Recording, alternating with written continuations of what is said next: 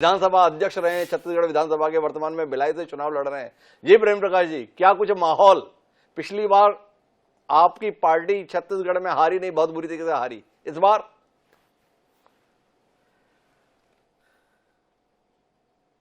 बदलवो ये दारी बदलवो जी, तो इस बार बदलाव है।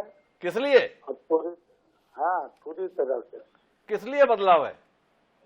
देखिए, पूरा एक तो कांग्रेस ने जिन वर्गों से जो वादा किया वो सब झूठा निकला।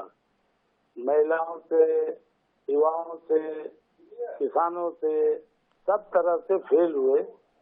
और दूसरी तरफ छत्तीसगढ़ सहित हमारे भिलाई को पूरा नशा और अपराध का गढ़ जो बनाया जी, इतने भ्रष्टाचार किए कि एक तरफ जहाँ मोदी जी देश का मान सम्मान दुनिया में बढ़ा रहे हैं, इस सरकार ने भ्रष्टाचार के सारे रिकॉर्ड तोड़ दिए। कोई क्षेत्र ऐसा नहीं छोड़ा जिसमें इन्होंने घोटाला नहीं किया हो, कोयला हो, शराब हो, पीएससी हो। यहाँ तक हुआ कि पहली बार इस देश में वस्त्रहीन होकर के नौजवानों को अपनी मांग के लिए प्रदर्शन करना पड़ा। इससे बड़ा शर्मनाक और कुछ नहीं होगा। ये भी छत्तीसगढ़ के माथे पर एक कलंक लगा है। दो आईएएस भ्रष्टाचार के मामले में जेल में हो, सीएम सेक्रेटरी हो, दो विधायकों के खिलाफ चार्जशीट हो, क्या बोलोगे? बहुत सारे कारण आपने गिना दिए, पर एक बात बताएं, भाजपा का घोषणा पत्र इस समय बड़ी चर्चाओं में है, पर कांग्रेस का कहना है कॉपी पेस्ट है, कॉपी किया हमारे से, पेस्ट कर दिया अपने पे। इसके संदर्भ में प्रेम प्रकाश जी का क्या कहना है? ये बताओ कि ओरिजिनल पहले निकलती कि कॉपी? जी, हमारा तो 4 तारीख को घोषणा हुआ, उनका 5 को हुआ जी। तो ओरिजिनल हमारा था, हमारा उन्होंने चुराया। 3100 अपने कहा, वो 3200 बोले। अपने 500 का जो पर्चा था उसी को लेके तो नहीं लागे बड़े थे आप? नहीं, 2018 का नहीं है जी, ये 2023 का है।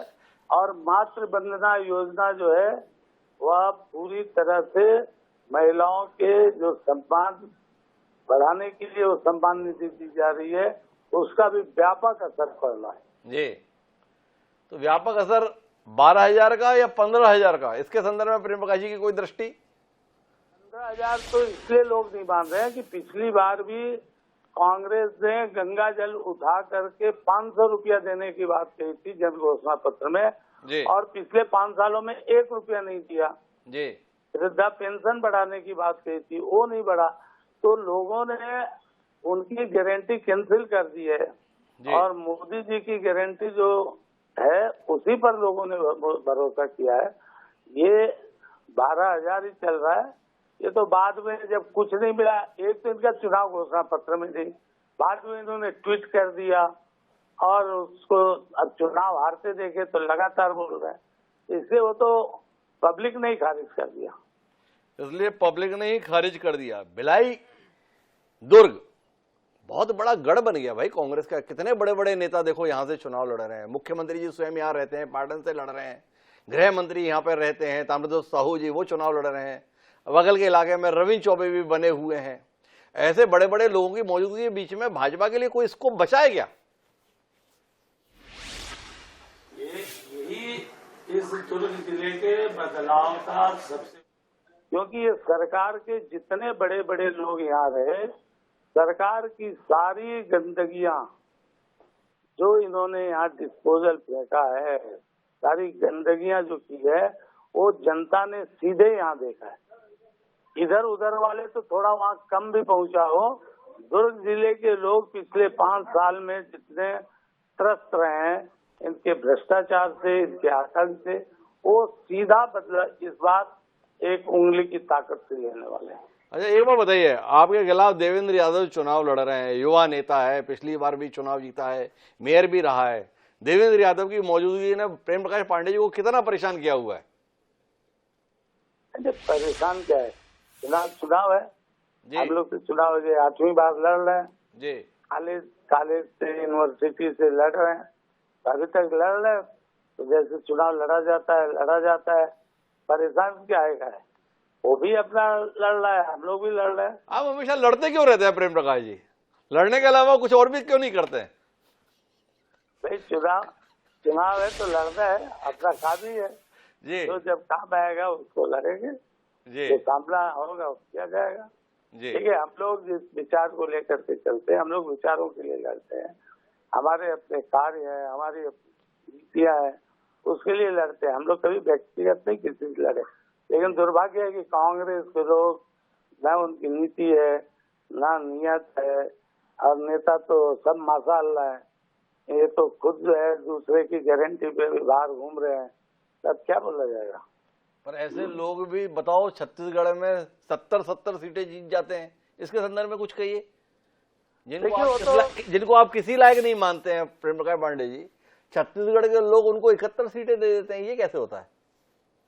पिछली बार लोगों ने उनको देखा नहीं था जी। अब दोनों तस्वीर सामने आ गई है जी। और जब दो तस्वीर सामने रहती है तो तब लोग तुलना करते हैं। पिछली बार बीजेपी वर्सेस ही बीजेपी था, ये एकदम नया तस्वीर खींचे थे। इन्होंने रंग नहीं भरा था, स्केच इतना बढ़िया बना दिए थे कि लोगों को लग रहा था कि ये जो है गणेश जी बन रहे हैं। बाद में पता चला कि अरे तो गणेश जी नहीं कुछ और बन गए। तो स्केच बस दिखाए थे, जब रंग भरे तो पता चला रे बाप रे इतना बेढंगा। ऐसा तो आज तक किसी ने न शासन प्रणाली देखा, न प्रशासन देखा, न सब। तो इसलिए मुझको लगता है अब जो है जनता दोनों तस्वीर को देख ली है और इसलिए ये लोकतंत्र जो है कंपैरेटिवली बेटर का है, तो उसमें हम लोग